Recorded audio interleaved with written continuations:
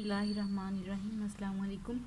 आज हम करेंगे PHY 301 लेक्चर नंबर 20 और लेक्चर नंबर 20 का हमारे पास जो मेन टॉपिक है वो है सुपर मैश टेक्निक के बारे में।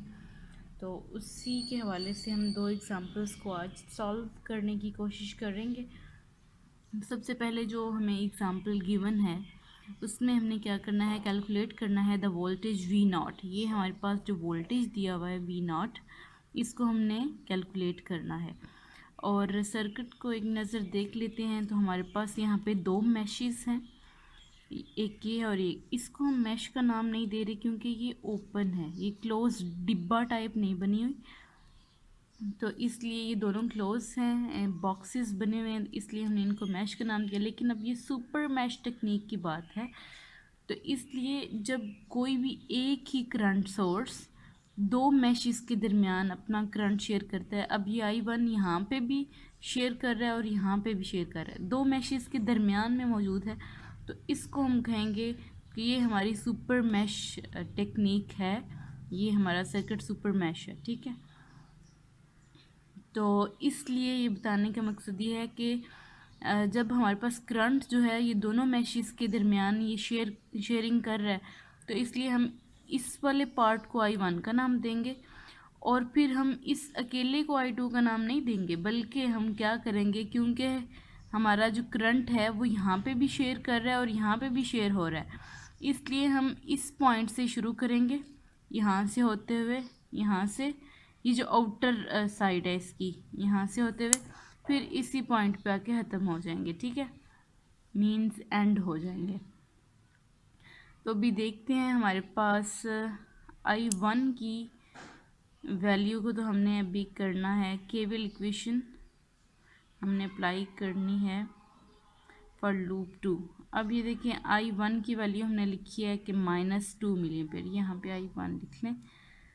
अब यहाँ पे -2 मिलीएम्पेयर हमने इसका करंट सोर्स लिखे ना, माइनस हमने क्यों लिखा है कि हमारा यहाँ पे इस जो लूप है यहाँ पे करंट कैसे जा रहा है, इस डायरेक्शन में जा रहा है और यहाँ से ये करंट ऊपर की तरफ जा रहा है, ये दोनों डायरेक्शंस बिल्कुल ऑपोजिट हो जाएंगी, यहाँ से नीचे आ रहा है और वहाँ से ऊपर जा रहा है, तो जब ये ऑपोजिट हो रही है तो इसके साथ हमने माइनस का साइन लगाना है। KVL की इक्वेशन जो है वो अप्लाई करनी है इस सेकंड वाली लूप पे, और ये वाली लूप यहाँ से स्टार्ट हो रही है, ये इस सारे रास्ते से होके, इसमें ये दरमियान वाली चीज़ की हम बात नहीं करेंगे, हम सिर्फ इस पॉइंट से लेके इधर, यहाँ से इधर और फिर वापस उसी पॉइंट पे आके एंड हो जाएगा।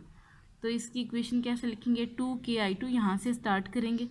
अब 2KI2 हमने क्यों लिखा है, क्योंकि ये I2 में भी तो आ रहा है, ये सिर्फ I1 का हिस्सा नहीं है, ये जो 2 किलो ओम का रजिस्टर लगा हुआ है, क्योंकि हमारी I2 जो है वो इस पूरे एरिया में है, इसलिए हमने लिखा 2KI2 प्लस 4KI2, ये वाला रजिस्टर आएगा, फिर प्लस 2K, और फिर हमने क्या करना है, 2K जब हमने लिखा तो I2 में I1 को प्लस कर देना है। पहले क्या होता था कि हम I2 जिसकी बात हो रही होती थी उसमें से दूसरे को माइनस कर देते थे अगर हम सिर्फ इस एरिया की बात कर रहे होते, लेकिन अब हम इस पूरे एरिया की बात करें और इसी में I1 भी मौजूद है, तो हमने क्या करना है, I2 में ऐड कर देना है इस I1 को और इक्वल कर देना है ये हमारे पास जो 12 वोल्ट्स का एक वोल्टेज सोर्स लगा हुआ है। ठीक है, अब हम इसको मज़ीद सिंप्लीफाई कैसे करेंगे, 2KI2 प्लस 4KI2 ऐसे लिख दिया,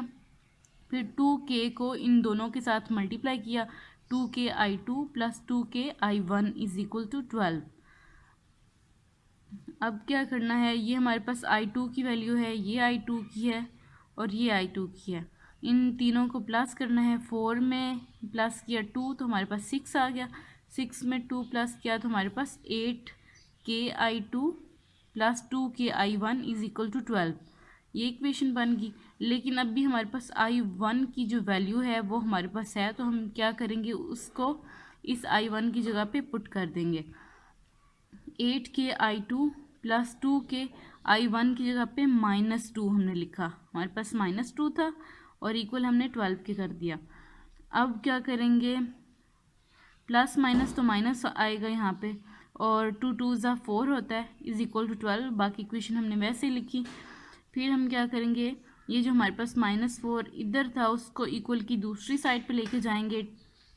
8 की I2 इज इक्वल टू 12 + 4 हो जाएगा और इक्वल आ जाएगा 16 के। अब I2 की वैल्यू हम फाइंड करना चाह रहे हैं तो I2 को इधर ही रहने देंगे और 8 यहाँ पे मल्टीप्लाई हो रहा था तो इधर आके डिवाइड हो जाएगा और जब इनको कट करेंगे तो 8 1 सा 8, 8 2 सा 16 आ जाएगा। तो I2 की वैल्यू हमारे पास 2 मिली एम्पेयर्स आई, I1 की वैल्यू हमारे पास -2 मिली एम्पेयर्स थी। अब हमने करना क्या था, कैलकुलेट करना था द वोल्टेज V0। तो V0 हमारे पास इक्वल था 2K। I2 की हम बात कर रहे थे, ये वाला रजिस्टर I2 में आता है, 2K I2। तो I2 की वैल्यू अब हमारे पास आ गई है 2 मिली एम्पेयर्स। 2 को 2 से मल्टीप्लाई करेंगे तो 2 2 सा 4 आ जाएगा। तो V0 हमारे पास 4 वोल्ट्स बन जाएंगे। हमने V0 को ही फाइंड करना था तो उसकी एग्जैक्ट हमारे पास वैल्यू आ चुकी है।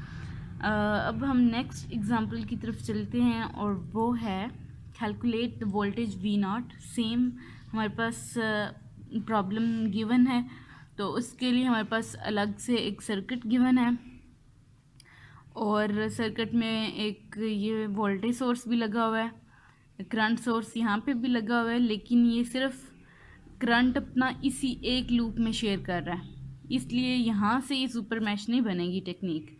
लेकिन जब आप नीचे देखेंगे कि ये वाला करंट सोर्स I3 में भी शेयरिंग कर रहा है और I2 में भी।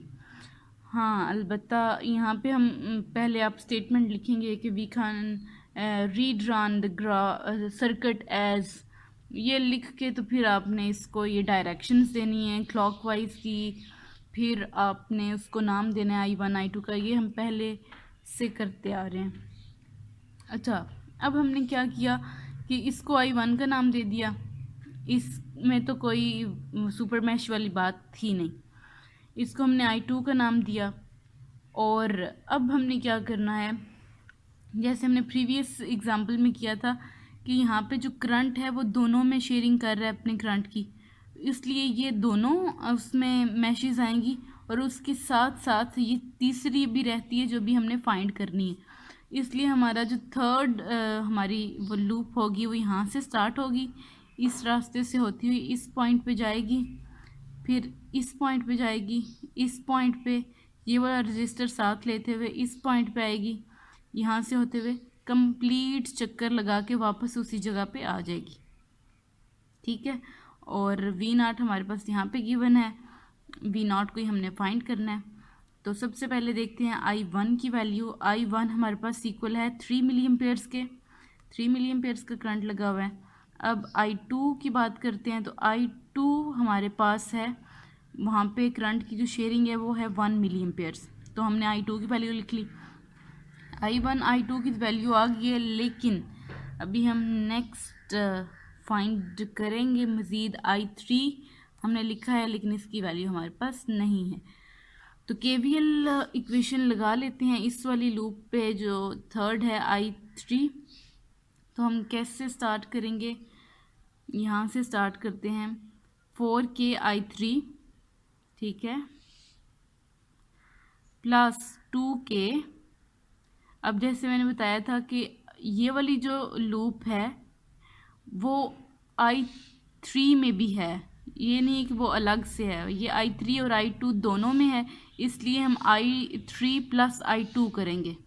ठीक है, 2K I3 + I2, इसमें से माइनस नहीं करेंगे, माइनस हम यहाँ पे आके करेंगे जब ये एक अलग से हमारे पास लूप आएगी, लेकिन ये लूप के अंदर लूप है इसलिए हमने इसको प्लस कर देना है।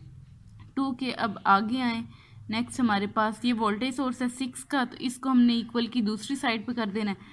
और ये देखिए हमारे पास पहले नेगेटिव आ रहा है, ये जो छोटे वाला साइन होता है ये नेगेटिव का होता है और जो बड़े वाला होता है वो पॉजिटिव का होता है। तो यहाँ पे -6 आ रहा है, तो इक्वेशन की इसी साइड पे लिखते तो -6 आना था, लेकिन हमने इक्वल की राइट हैंड साइड पे लिख दिया तो वहाँ पे हमने +6 लिखा है। नेक्स्ट जब हम चलेंगे तो हमारे पास ये वाला 4 क्या आएगा।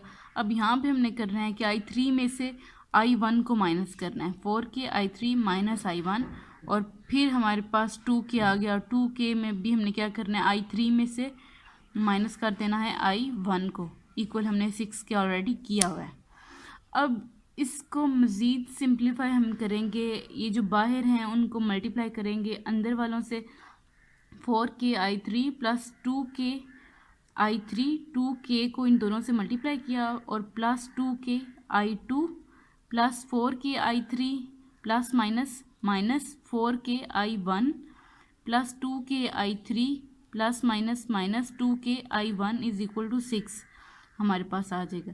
अब हमने क्या करना है, हमारे पास i1 और i2 दोनों की वैल्यूज़ मौजूद हैं, तो putting the values the i1 and i2, इन दोनों की वैल्यूज़ को पुट करना है जहाँ पे वो हो सकती हैं।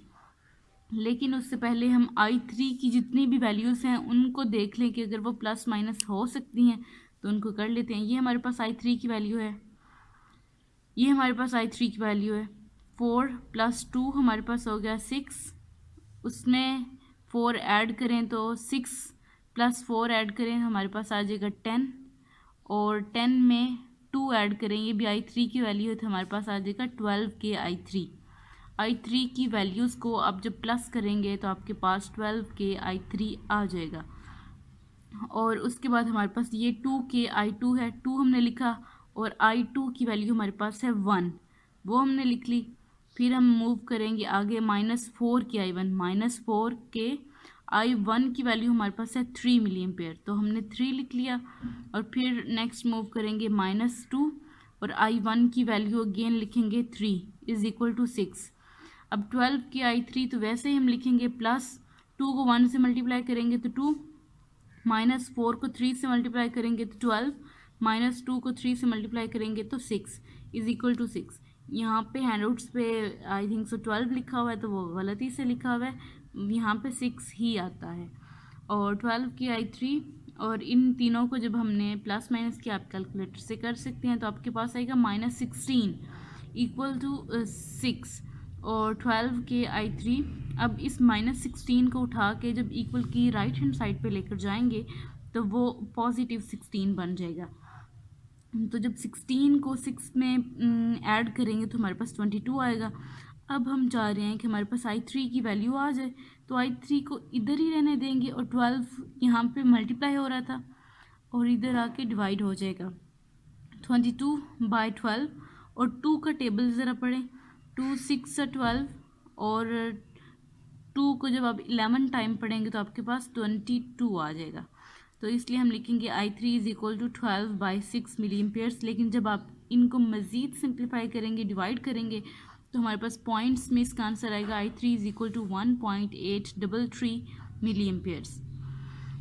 ये हमारे पास i1, i2 और i3 की वैल्यूज़ आ चुकी हैं। लेकिन हमारी प्रॉब्लम एग्जैक्टली ये है कि हमने v0 को फाइंड करना है, और यहाँ पे हमारे पास 4k ओम है और 4k(i3) में आता है, तो इसलिए हम लिखेंगे 4k(i3), v0 is equal to 4k(i3) और i3 की वैल्यू लिखेंगे 1.833 मिली। और जब आप इनको मल्टीप्लाई करेंगे तो आपके पास इसका आंसर आ ही जाएगा। v0 की वैल्यू आएगी 7.33 वोल्ट्स, और ये इसका आंसर है। दोनों एग्जांपल्स आज हमने की। अगर आपका कोई भी क्वेश्चन हो आप पूछ सकते हैं। दुआ में याद रखिएगा। अल्लाह हाफिज़।